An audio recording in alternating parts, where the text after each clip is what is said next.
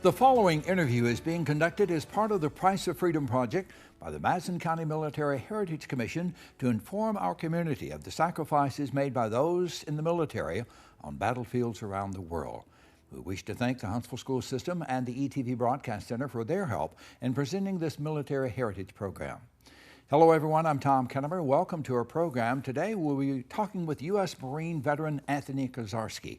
Anthony is the recipient of the Bronze Star Medal with Valor for heroism while serving as a Marine platoon commander in the Republic of Vietnam. He also received the Navy Achievement Medal with Valor for his bravery in country. Anthony was inducted into the Madison County Military Hall of Heroes in 2016. And Anthony, it's a pleasure to have you with us today, sir. And if I may start now, if with your permission, to call you Tony. Is that okay? Yes, quite. Yeah. Do that. Tell us a little about yourself. Now, you're, I think, originally from Pennsylvania, right? Keystone State. I was raised in a small suburb town of Pittsburgh, Pennsylvania. Mm-hmm. And the town is Bridgeville. There was just myself and my brother, a younger brother, mm-hmm. Who has passed on since. And yeah. Grew up right in that area. Was your dad in the military? No. Yeah, yeah. I don't know why either. But he wasn't. My brother was in the Army for a short period of time. Mm-hmm. Military wasn't in our plans. Sure. For anybody in the family, really, my cousins and everything. So when you were growing up, you didn't envision going into the military? No, yeah. They did mainly whatever the draft did. You'd go in for 2 years or something, yeah. And then they were out. Yeah. What was your thoughts? What did you want to do, or plans when you were in high school? What did you think you wanted to do? Oh no, I was working 2 years before I got drafted. Really? Okay. So I had no thought of going into the military or the Marines or anything. Yeah. I just wanted to go find a job after college, mm-hmm. and go from there. Get on with your life. And I did. Yeah, yeah. All right, now tell us about being drafted, and tell us what happened. You eventually went into Marines. How did all this come about? Tell us about that. I was drafted. Yeah. I was working. Got that? I got me a job. Yeah. I was married. Yeah. What were you doing, Tony? I was training at Reynolds Aluminum corporate headquarters in Richmond, Virginia. Okay. I was marketing and salesperson. Yeah. And so that's what I did. Yeah. So you got that famous letter one day after. I got the letter one day, and it says, "Well, I got ailments, yeah. Wounds." Yeah. So, I played college football, so I had dislocated shoulders and knees and things like that sure. I could complain about. Yeah. I did complain. Nobody listened to me. Paid no attention to you. So I went. We were living in Virginia Beach at the time, working with Reynolds Aluminum, and I went to Virginia Beach, mm-hmm. and I got my draft board. Mm-hmm. I passed. I called my draft board. I says, "Listen, I just passed my physical. What's that going to mean? Yeah. Am I going to get called up? When?" And so on and so forth. And I think it was in the middle of a month. Yeah. And she says, "I don't think you'll make it through the end of the month." Wow. Okay. So this is a surprise. And what year was this now? Tell us what year was this. 66. 66. Yeah, okay. Okay. Yeah. And so I... you had a decision to make, didn't you? Well, I went to all the armed forces offices in Virginia Beach. Uh-huh. I went to Langley Air Force Base for a visit, all this other stuff. I signed in the Marines. And then I learned that, hey, I only maybe have 2 weeks before the draft puts their tag on me, So the Marine Corps said, oh, all the other armed forces says that it would take a month before they could sign me up, get me committed. Right. The Marine Corps said 7 days. Wow. And I always wanted to be a badass Marine. Semper Fi, right? Yeah. But anyway, so I signed with the Marine Corps. Oh, and then also the Marines were giving me 9 months. You sign today, you won't go in until 9 months from now. Okay. And you're going to be you're going to officer candidate school. Okay. Because you had some college. So, Yeah. right. And so I did that, and what else? Let's see. Well, tell us about that Marine training when you went to Quantico, right? Well, yeah, I went to Quantico. I was in Virginia Beach and in Richmond area, and so it was a nice drive up there. Yeah. How long was it? Like 12 weeks, or isn't that? No, it's from I got there in March of '67, and you got basic school or OCS you go through, and then you got basic school, and that takes you out to my particular class was really strange because our class was ending the week of Christmas. So normally they'd give you some leave time, but you go into Vietnam. As soon as you graduate from basic school as a second lieutenant infantry platoon commander, and you're gone. No hesitation at all. Well, they give you a leave Right. of 30 days, and then you go. So I was flying to Okinawa. You go to Okinawa first before we did anyway, before you go to Vietnam. Yeah. So Had further training there, Tony? no, not much. Yeah. No, it was more like getting familiar with the lifestyle and what happens and what you're going to be faced with in dealing with the Vietnamese people, their traditions, their customs, and so on and so forth. So when you first got to Vietnam, what part of the country did you? I got Da Nang, is that the area that you went into? yeah. Well, I went to HoH, which was the division headquarters, and then you work. Somebody decides where they're going to put you, and they put me with 1st Battalion, 9th Marines. Now, some Marines know that unit's called the dead. Walking Dead? Walking Dead. Walking Dead. Yeah. And I didn't know. I didn't go to Vietnam knowing what unit to get, or what not to get, where you want to be and where you don't want to be. No, I took whatever they were giving out, and they gave me a position with The Walking Dead, which The Walking Dead, the history on that is that that unit, the 1st Battalion, 9th Marines, is the unit that has had most casualties of any unit in Marine Corps history. So, Especially around the Quai Son area, and I know. Yeah, well, Yeah. I didn't know that Right. until weeks later when somebody mentioned, oh, by the way, this unit is The Walking Dead. And so... And this was what 68 you got? I got to Vietnam in January '68. And after Christmas leave and so on. Yeah. And went to HoH, got assigned to the 1st Battalion, 9th Marines. I got there. They didn't have a position, a platoon for me, and so I did a lot of different things, including that one I told you sometime earlier. Right. About. Before you went out on a mission. Yeah. Yeah. Yeah. Yeah. How long was that? Just a few weeks before you were out in the field or on the front line area? Oh yeah, no, you went out. Everything was new. You believed, how I did it anyway.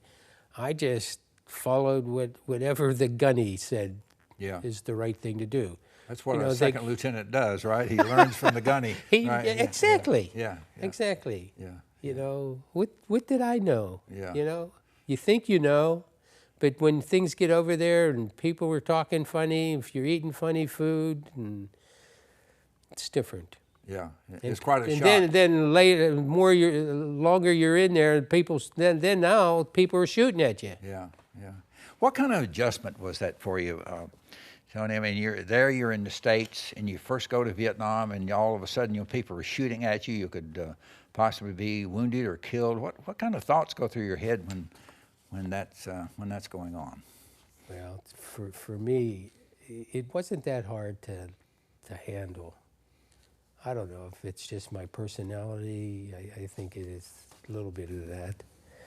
But A lot of the training kicks in, I would a imagine. lot of the training, they tell you that this is going to happen. They train you to defend against letting it happen to you.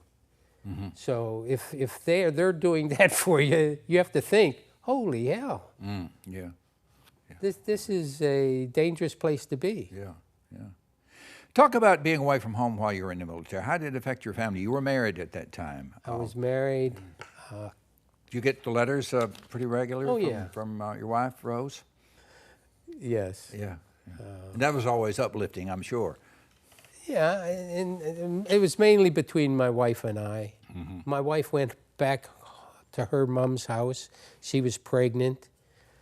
My baby was born 3 or so months after I was in country in Vietnam. Mm-hmm.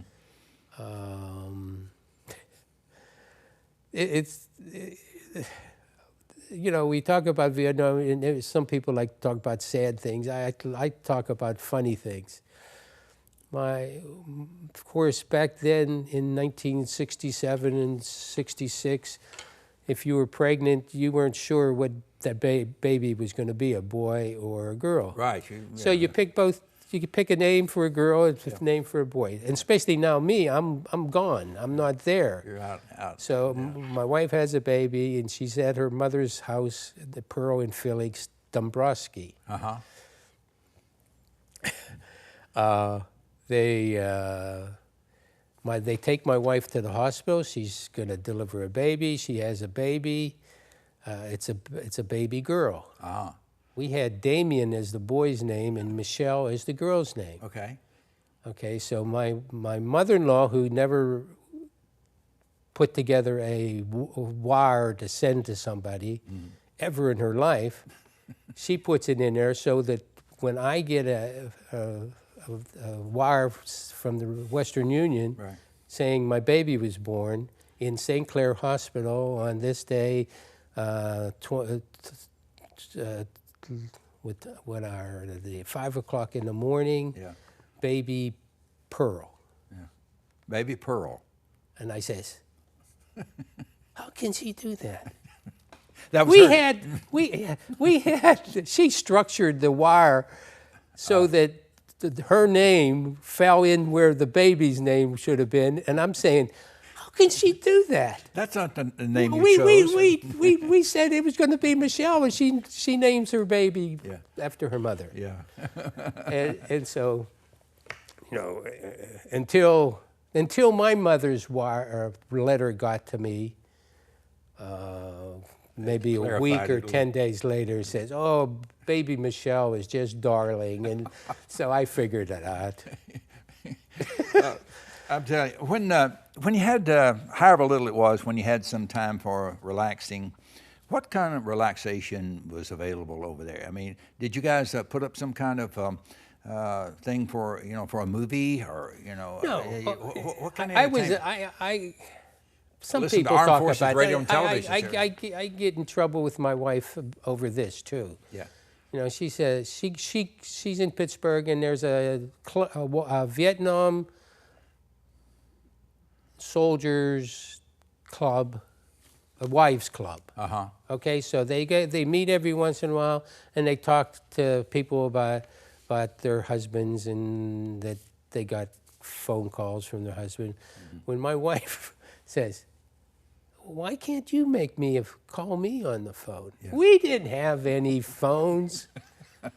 I mean, it was Not like today. It was, you know, the people the wives that husbands would phone, they were pilots or somebody that were at a base all the time, having hot meals and showers and so on. Here's the thing: I never took a shower where you got all your clothes off in soap and water for 90 days. Goodness gracious. 90 Your days. clothes were stuck to you, right? Oh, you just threw it away. Yeah. You threw it away. You got new clothes. I guess everybody... And you didn't wear socks to begin with, and you didn't even have underwear, so that was no case. And you got used to one another, the smell, that is. I guess. Yeah. You're right in saying that the clothes got hard and crusty. Yeah. But that's it. And I got some fungus problems that I just got cured 2 years ago. Wow. Tell you the After all truth. that length of time, yeah. On my feet. Yeah. Tony, did you stay in contact with any of your friends that you made or served with in Vietnam to this day? No. No reunions. You had mentioned earlier that you tried to stay in touch with one of your platoon sergeants, I believe, or one of your squad platoon leader. Squad leader, yeah. I try to find him. It's Lindy, you know, it's Corporal Lindsay, his name was. And I just respected him. He was a good squad leader.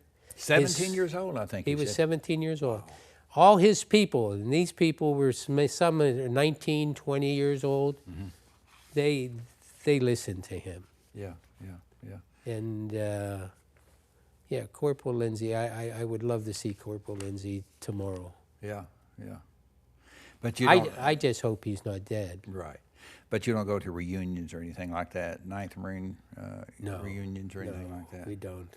Now, mostly you served in the Khe Sanh area. Describe to those that are watching the interview, Tony, where is the Khe Sanh area? That's in the northern part of South Vietnam. Yeah, Explain a little about where it's at. It's a little bit in the center of the state, being east and west.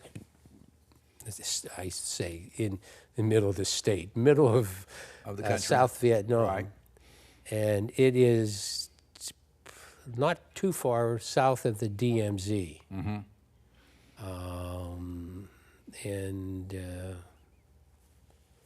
that's where it's located. That's the only part. It's on the main highway, which is I don't know, officially called Route 1, but we had always considered Route 1 was the road that the North Vietnamese soldiers traveled down.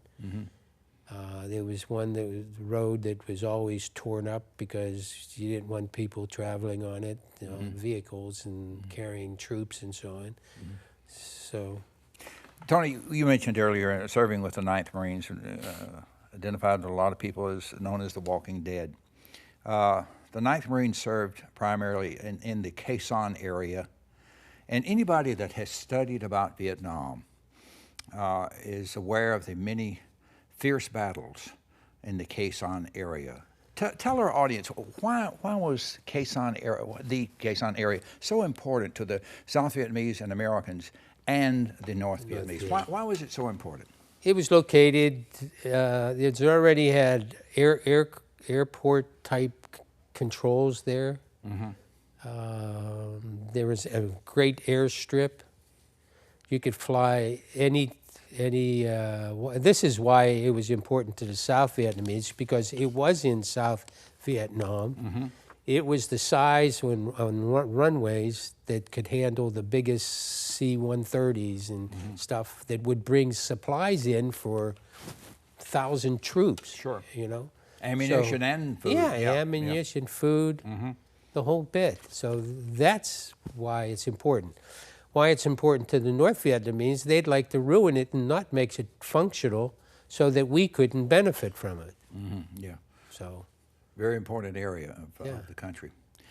As we mentioned earlier, you received 2 Valor Awards for your service in Vietnam. Tell us about the battles or combat action that led you to receiving those awards. Let's first talk about the Bronze Star Award with Valor. well, you know, it's given to supposedly a hero. You know, I don't consider myself a hero. I did a job that I was trained to do.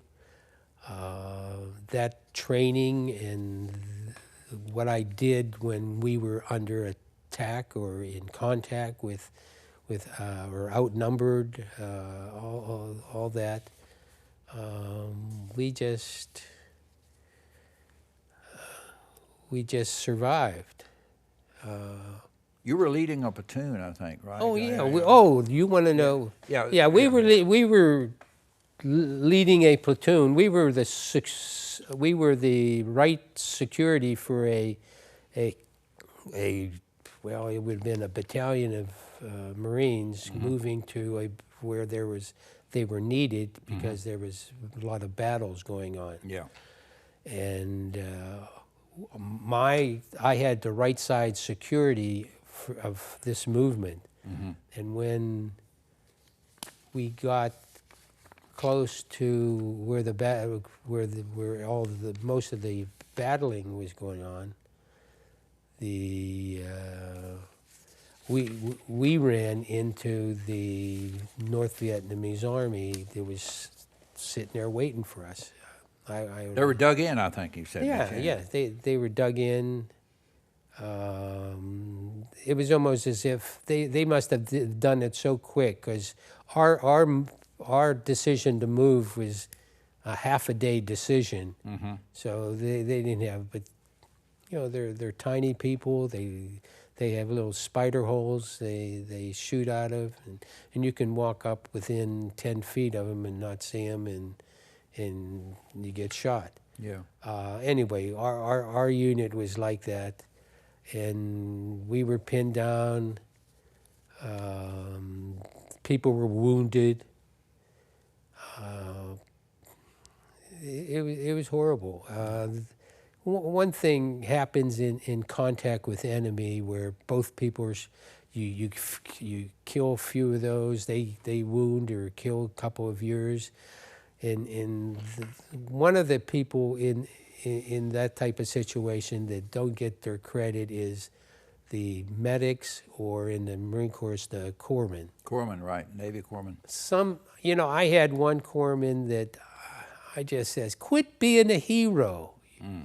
We can't afford to have you shot up and killed. You know, you're supposed to be helping the other people. But, you know, many times when we had minor contact with the enemy, and when people were wounded, there's someplace where they may not have their weapon beside them, but they're hurting, they're bleeding, and they're crying for help. And the corpsmen think that they can run up right to them without getting shot themselves. And then what good will they do the rest of us? So I remember that. We had a big lecture on that. I had a big lecture on that. It says, hey, I know nobody's going to call you a chicken because you're not rushing up to somebody that's wounded. Just use your head and get there the best you can without getting shot. You know, he felt he was doing his duty, I guess. Yeah, he was. I think he watched too many John Wayne movies or something. Now, you received your award for helping eliminate a group or some North Vietnamese troops. Tell us a little more about that, how that happened. Well, we were moving on this, moving with this group of armored vehicles to go help some South Vietnamese army fighting the North Vietnamese army. And my section ran into action. We were pinned down.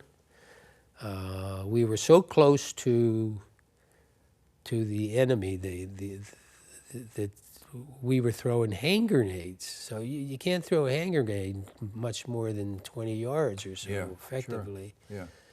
And so we were that close. I know my wound came when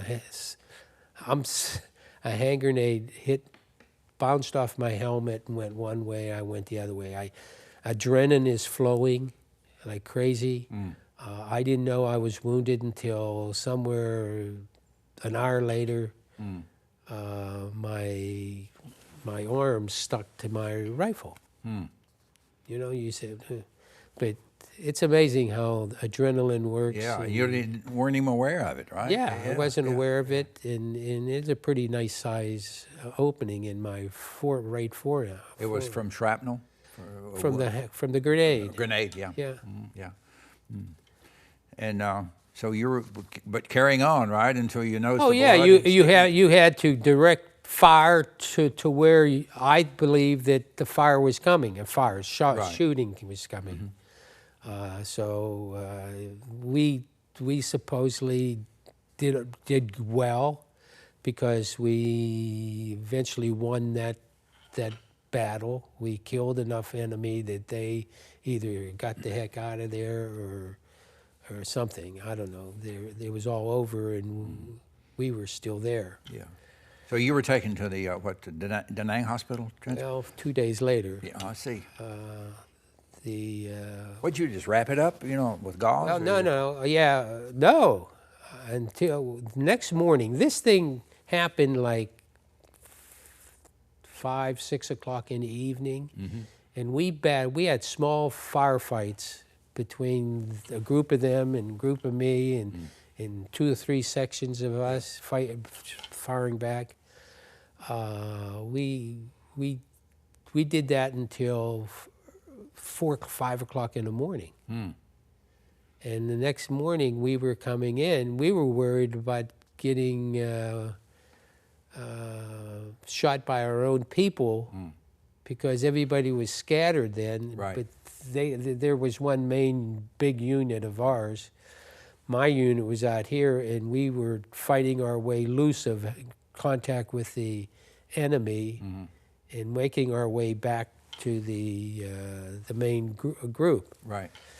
And, well, you didn't want them to think you were... You have a password, that sort of thing? Yeah. I used the Yankee baseball team, Right. the New York Major League Baseball team. You didn't say the Phillies or the Pirates? How would they know it was the New York Yankees? Even the enemy would know about the Yankees or the Dodgers, maybe, I guess. I don't know. Maybe I should have said the Pirates. Yeah, maybe. But anyway, it's a battle. You know, everybody, I think, does what is the right thing to do. If you make it, and you make it with minimum casualties, you're labeled a hero. Yeah. What did I do? I did what was taught, what I thought was going to be the right thing at the time. Was it? Could have been a bad thing. How does it make you feel, Tony, when people know of what you did during the Vietnam War and the award that you received? When they call you a hero, how does that make you feel? Do you think you're a hero? I guess like I said just now, you know, I'm not a hero. I'm lucky. I'm lucky. You know, I'd rather have not gone and be in that position, you know, being shot at and being wounded and all that. Hey. But you didn't go to Canada, you know, or that sort of thing. No. Draft dodger, so you served your country. Yeah. Now, let's go back to, you're wounded, so you went to the hospital, and I think you were on your right arm there. Right. And you tell an interesting story about the nurse that stayed with you because you were concerned that you might lose your arm, right? When they kept on not killing the infection, and that means weeks of opening up the wound again, because it you know how a wound will get real red and soft and tender, and it's the infection is still there. And I said, oh, you know, they're going to cut my arm off. But this group kept me in that barracks that was for decision making. What do we do with this guy? Right. They kept me there, and they kept on attending to my arm, rather than saying, send him to the naval ship and have his arm cut off. You stayed with it, and they stayed with it. They stayed with it. Yeah. They stayed with it. No, I didn't have any say so, but that's how it ended. Yeah. But you you accredit them for saving your arm, essentially, right? Yeah, there's a girl named Marianne Rinaldi. Yeah. And I've... She's another lady that you'd like to look up again, right? Thank her? Yeah. Yeah. Yeah. Now, you're also wounded in the leg, right? That was from shrapnel? Shrapnel. Yeah, shrapnel. When we were back, this was a month before,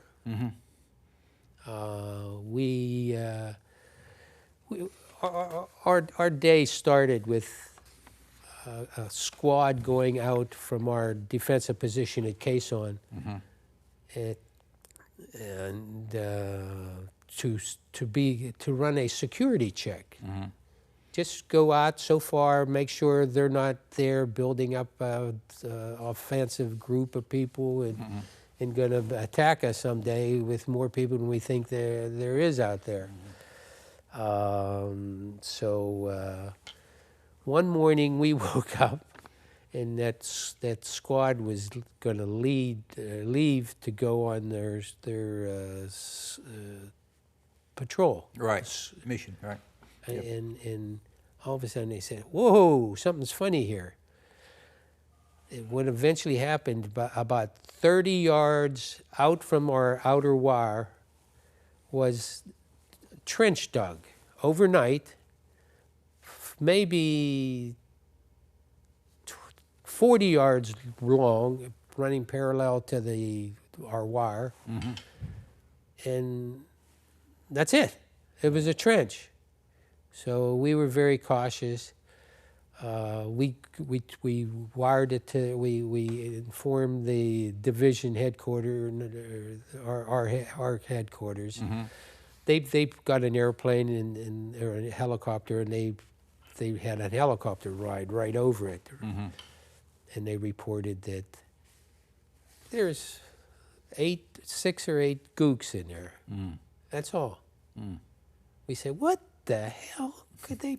When they went suicide, you know. So we started shooting mortars at them, but that didn't work very well. If you're ever in that position, don't try mortars, because the hole they dug is only 22 inches wide or something like this, and for the mortar to be effective, it has to land in the hole. Right. And so you're shooting 50, 60 yards or more than that from where those things are. So 80 yards for a 25-inch target. Yeah. So we says, okay, we always sat there taking incoming and having casualties. We never had a chance to fight the enemy, fight hand to hand. So me and Corporal Lindsay's squad left our position and worked our way from two directions to approach that thing. And we eventually had a little firefight, and boom, boom, boom, boom, boom, boom, boom. But you know what it was?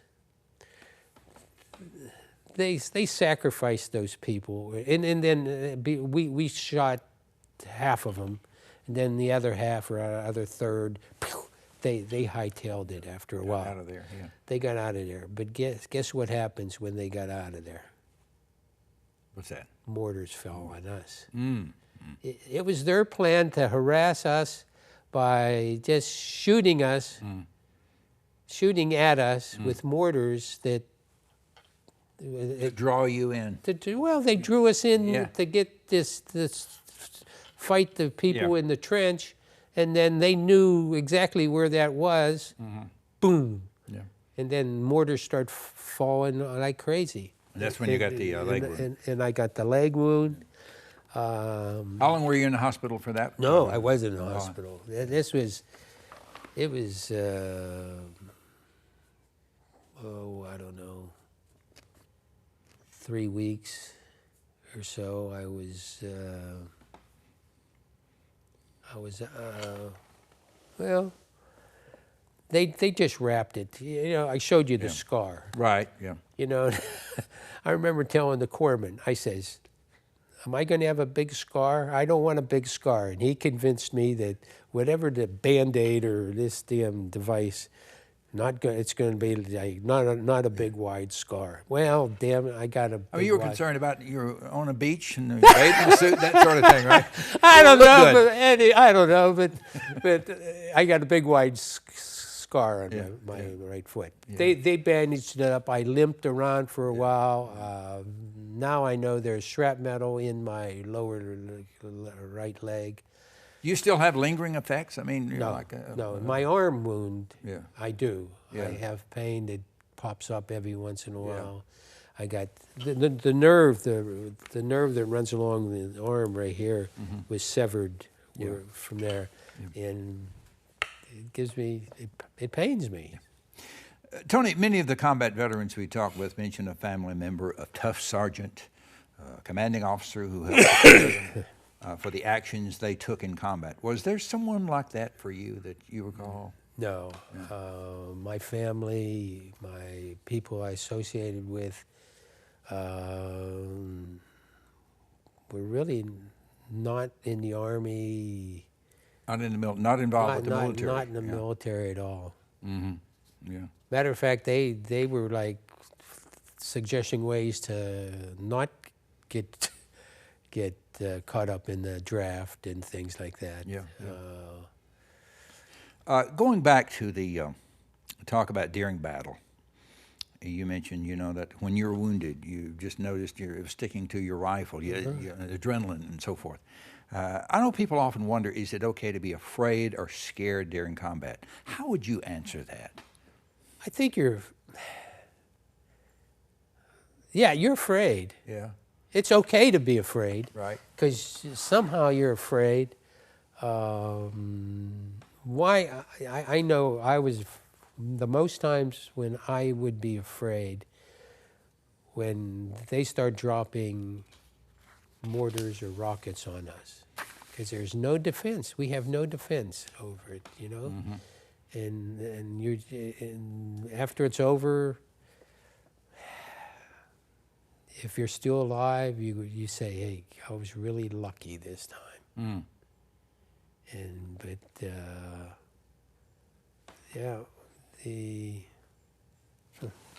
Was it an adjustment for you, Tony, when you came back from Vietnam? No, I don't know why. The no adjustment. It doesn't bother me talking about nightmares, it. right? That sort I of don't thing? have nightmares. Nothing. I just I look at it as, hey, because I came back and I've got wounds, but nothing that stopped me from playing golf or doing things. I feel it was great experience. In a sense. A life experience. Yes. People may say, "Were you crazy?" Yeah. No, it is. I says, "Hey, who else went through what I went?" Yeah. Not many. That's right. And it made it out. Yeah. Yeah. How long did you stay in Vietnam? And when 13 months. 13 except months. for a couple weeks in R&R in Hawaii. Yeah. And you got to see your baby girl. No, I didn't. Oh, She didn't bring it to Hawaii. You met in Hawaii. My wife tell us and that story. my wife and I met in Hawaii, but it was only 3 months or so after the baby was born, and so it was too much trouble to take the baby at that age and bring her in. But I have tons of pictures and so on and so forth. And her name was Michelle, not Pearl. Michelle. Yeah. I'm going to catch hell. Okay. But anyway, that's what happened. Yeah. Tony, many of our young people who may be watching this interview have heard about or read about the protests during the Vietnam War. Did you encounter any protests when you came home? And if so, what was that experience like? I faced it when you had your uniform on, some. Yeah. But even if you didn't have a uniform on, your haircut showed you that, hey, you're military, and they would start to harass you. But one of the good things is the civilians that were with me, not harassing me, without any poster sign or anything like this, actually came to our defense. Good. And walked in front of, face to face with the protesters saying, what the hell are you doing here? You know, you shouldn't be doing this and so on. Matter of fact, I saw a lot of that. That the civilian, the non-protester came to at least Stood up for you. stood up for us. Sure. Exactly. Yeah, exactly. Yeah, yeah. Now, where were you stationed when you came home, and what did you do? You go back to Quantico? I went back to Quantico. Yeah. And I was the physical training officer at OCS. So I Training the new future second lieutenants. Yeah, yeah. How long did you do that? until I was discharged. So I was discharged in March of '69. Yeah. Was it? Yeah. Tony, when you No, not. when you were the training officer and you looked into the eyes of those future second lieutenants in the Marine Corps, and knowing what they might be going through in the future, what are your We would thoughts? bring that up. Yeah, We would bring that up I see. and say the physical part of it is important. You're going to be wounded, but you have to keep on going. You have to fight, and you have to be in physical shape. Well, that's the purpose for all the stuff that we did, forced marching And you were talking obstacle courses and you were talking from experience. yes. Yes, you were. Yes, and I don't know if they did it for that reason, because I wasn't the most physical guy there. But yeah, they could have said, we want somebody that had some, who's been wounded and has been in combat, fighting. Walk the walk. Yeah. Yeah, you. Walk the Now walk. tell us about you and Rose have been married, what, 52, 53 years now? 53 years. And you have two girls. Tell us about your family. Two girls. Yeah. Michelle, who was right. born when I was in Vietnam, Right. who almost was Pearl. Uh-huh. Well, that'd be a nice middle name. Michelle Pearl would be a good. I'm trying to get you off of Rose here. Trying to help you with Rose a little bit here. Yeah. What was your question? Yeah. You have two girls. You and Rose have two I have girls. two girls. Michelle she has 2 or 3 children. A young girl who's in college, second year in the University of Delaware, and a set of boy-girl twins, and they live outside Philadelphia, and they work and they go to school, and the kids will go to college, no doubt about that, and then I have my younger daughter who lives in Wyoming, in Riverton, Wyoming. And she has one daughter who she'll graduate next year from high school. You don't get to see her quite Not as often, often. once a year. Yeah, but you go to up to the Pennsylvania area quite often, right? Every month or so, maybe. When you Every have- 5 weeks. Really? This week, this time it's 2 weeks rest between. My mother's in a assisted care facility, and she's 95, and there was my brother has died about 6 or so years ago. So I brought I'm keeping her up there because I'm the only one down here that would care or spend time with her. Up there, I have my brother's kids and their kids, and that they're grandkids of my mother. Sure. And I have a cousin that probably visits my mother twice a week. So there's more people up there to give her attention than there would be down here. I understand. Now you got out of the Marine Corps as a captain, and what did you? I'm leading up to how did you wind up in Huntsville? I mean, what kind of job did you do after you got out of the Marine Corps? I went to college to be a teacher, football coach, teacher, so on and so forth.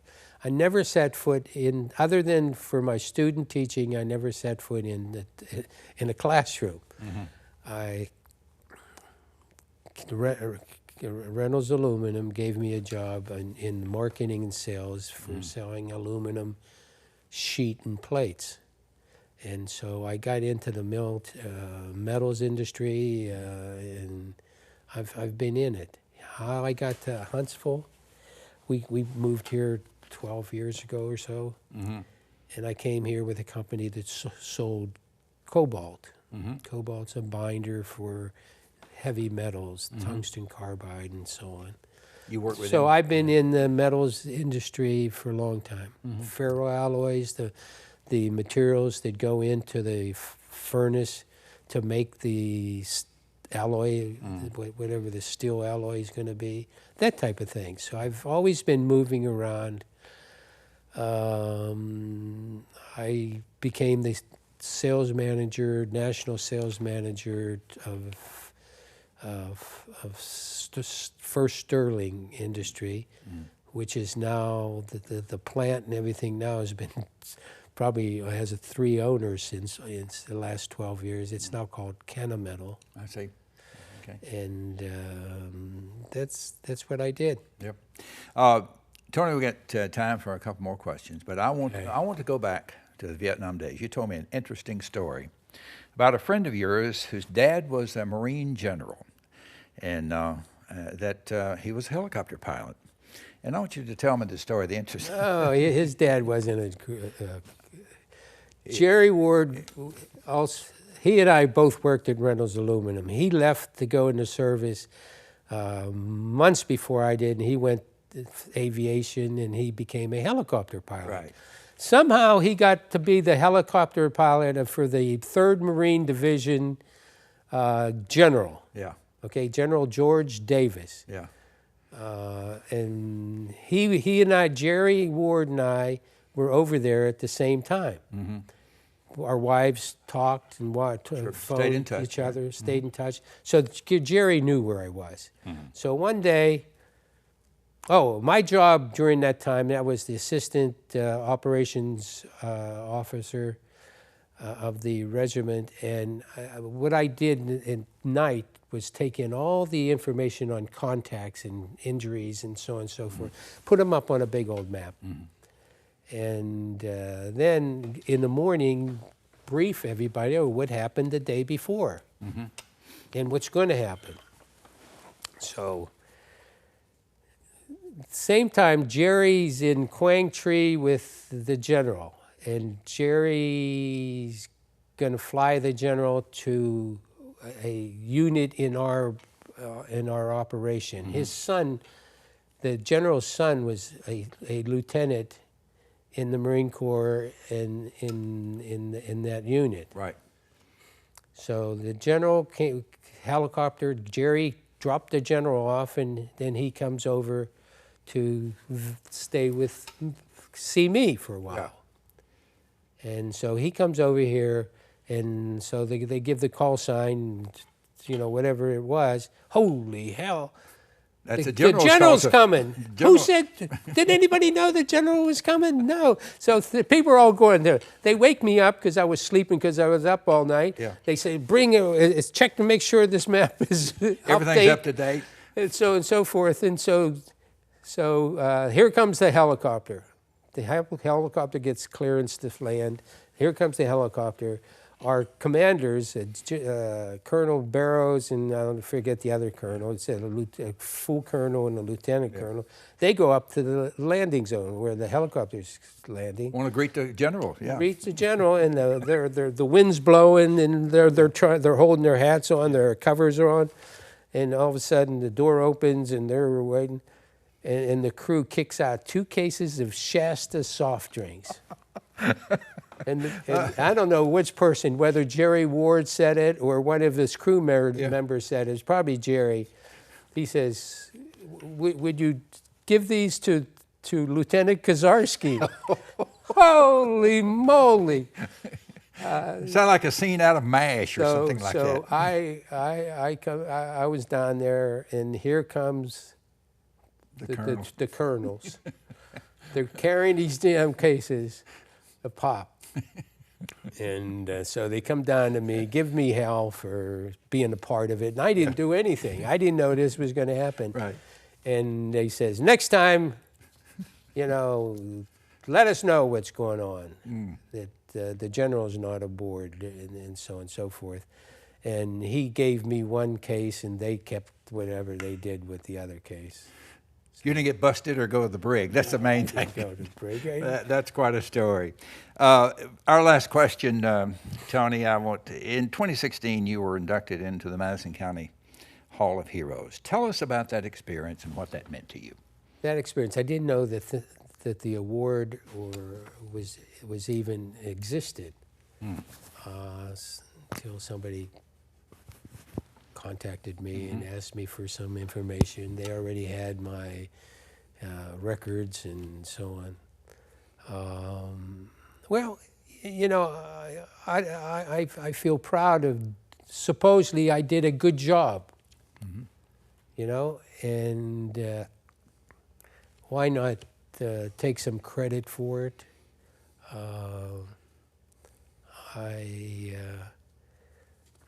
Well deserved, Tony. It was well deserved.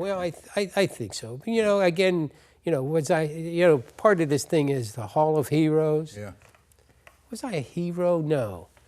I did what any other second lieutenant would have done in the same position. Did I get lucky that I only got wounded in the arm? And my guys, we won our battle after a lot of casualties, but we still won. Right. Could somebody else do it? Heck yeah. Yeah. You know, I wasn't first in class out of basic school, you know, or officer's candidate school. So, you know, I did what I thought was needed to be done, and we've sort of come out winners, but not without a price. Right, without a price. Tony, thank you so much for participating in our World History Interview series and allowing us to preserve your military experience for the people of this community. And thank you, sir, for your service to our country. And Semper Fi. It's a pleasure. Semper Fi to you. If you'd like more information regarding this interview or any interview in our Military Heritage series, please contact the Madison County Military Heritage Commission website at mcmhc.org. I'm Tom Kennemer. Thank you for being with us.